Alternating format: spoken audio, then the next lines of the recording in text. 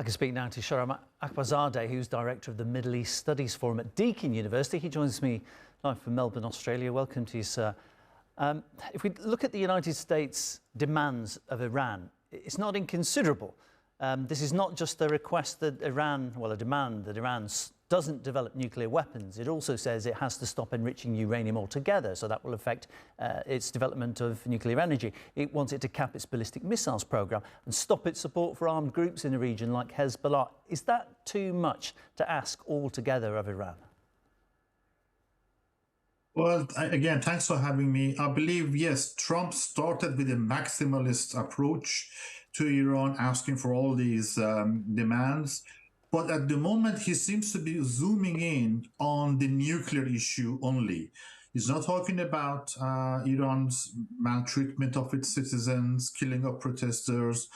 Even the missile program is not really featuring very prominently in Trump's conversation, Trump's statements on Iran. He is zooming in, focusing on the nuclear issue. So one gets the feeling that Trump is trying to walk away from his earlier threats of using force against Iran. And I think that's probably promising, and it's probably due, I suspect, to the intensive lobbying of regional powers, including Turkey, Saudi Arabia, and others, who've really picked up the phone and talked to the U.S. administration, impressing upon the administration that any such attack, any U.S. assault on Iran, is likely to set the whole region on fire. Is that not actually the Trump negotiating template, as we see it employed once again, that he, as you said, he asks for a maximalist deal, he asks for all the things he wants or demands them. Realistically, though, he's expecting to get one or two key things. That's very true. That is his style of negotiation.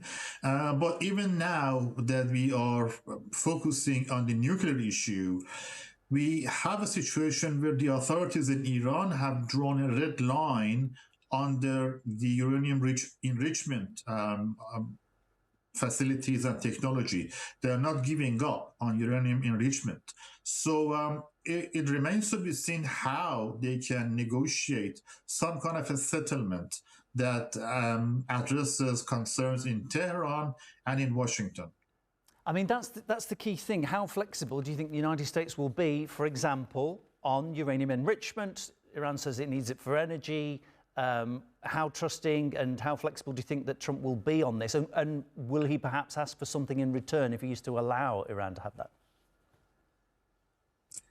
Well, it's your guess is as good as mine. With Trump, it's really hard to tell where he's going to, settle the agreement. Iran had already reached an agreement with the United States in the Joint Comprehensive Action Plan of Action to allow international inspectors to Iran to make sure that Iran does not divert its nuclear program towards weaponization, because that is the concern. And Iran had tried to address that concern. Well, Trump withdrew from that agreement in 2018. So he basically created the problem that we are facing now himself through his action.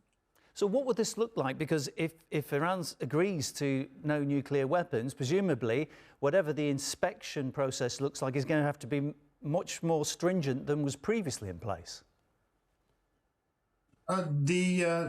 The inspection regime that was imposed on Iran, and Iran had agreed to comply with, was the strictest you've had in history.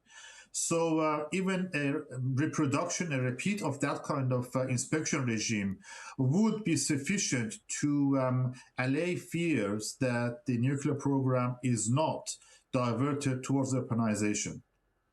Shahram, thank you so much for your time. My guest, Shahram Akbarzadeh, Director of the Middle East Studies Forum at Deakin University.